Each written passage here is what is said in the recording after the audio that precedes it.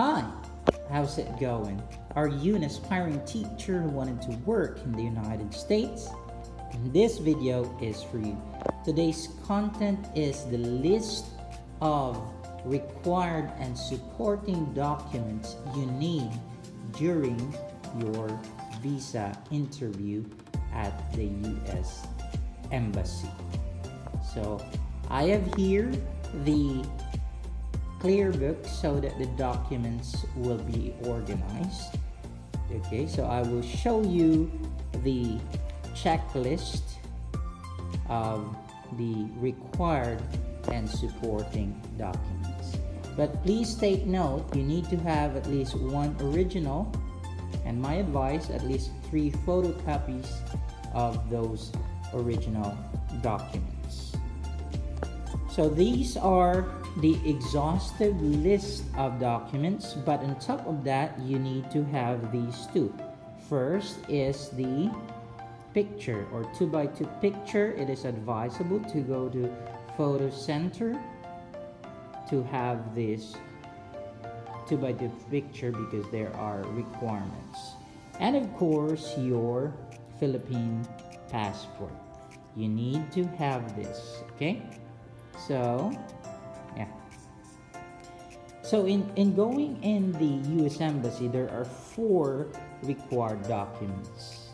First is your 2x2 picture, and then your Philippine passport, and then this one, the NOA or Notice of Action or I-797B, and you also need to have this interview appointment confirmation letter, and the rest of the documents are just supporting, but let's try to go through all of those. Okay, first is a copy of interview appointment confirmation letter.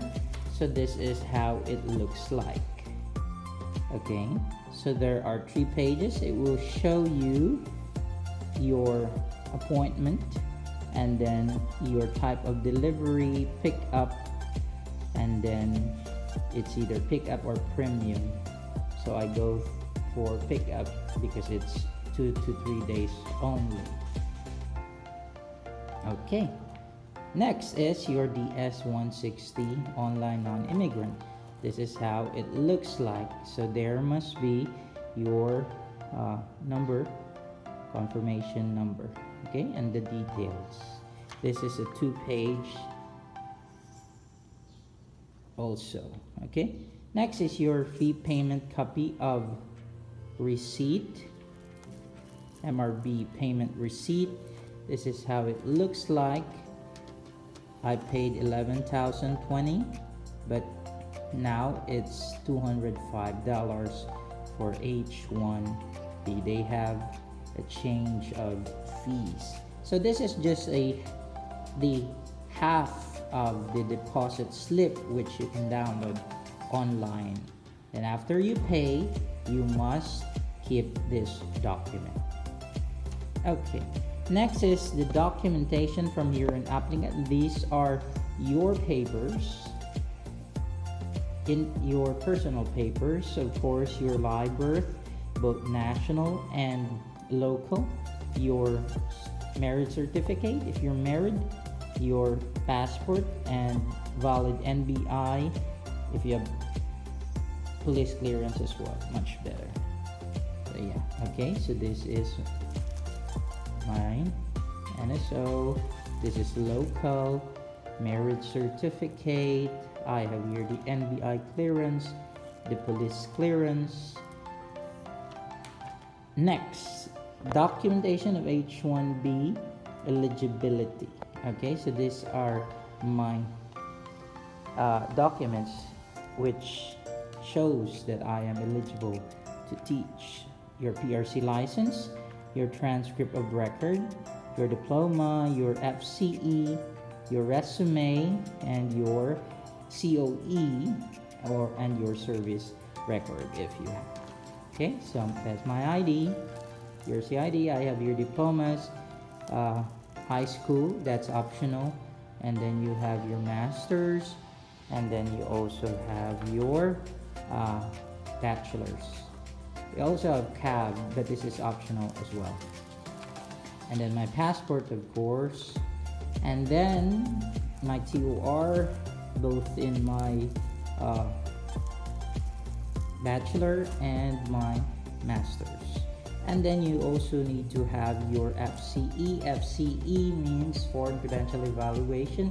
Your TOR is compared to US equivalents. So this is how it looks like. There are 6 pages because it includes both my bachelor and master's. Okay, so this is how it looks like. 6 page, but it will show here that it is valid until March 2028. That means this is a 5-year valid. Okay. Next is your updated resume. In my case, this is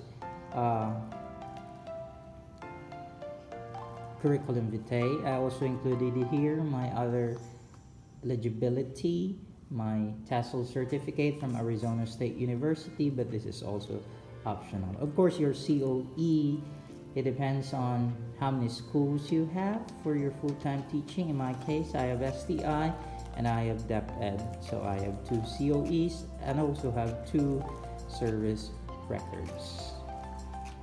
I also included here, this is also optional, certificate of good standing to show that I have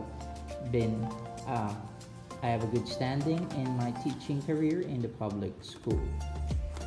Next is documentation from employer petitioner. This documents these documents are given by your employer. So approval notice, that is NOAA. Next is your job offer, and then the letter of support. You can just have a scanned copy, not the original. Okay, so that's okay. So this is the notice of action. There are 2 types of form I-797. This I-797B, this is your copy. It means you're eligible to teach in America. This I-79C, that is the employer's copy. Of course, your annual contract. Okay, so it must be signed as well. And then support letter showing we are writing in support of the non-immigrant H1b application, and here's the approval receipt number. And lastly is the original letters from current and previous employers. I have here a letter. I made this. Okay, so I'll give you a format as well and let your principal sign it. And that's it. Those are the exhaustive list of required and supporting documents, but here are optional, so please bring copies of your valid IDs. And in my case, I made also a visa authorization letter.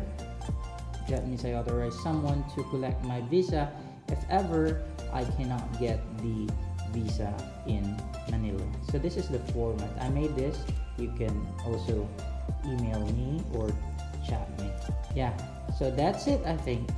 So that is a complete list of the required and supporting documents. If you have any concern, message me in my Facebook account, William Lusada Arenas Jr. Thank you so much. Have a nice day and God bless you.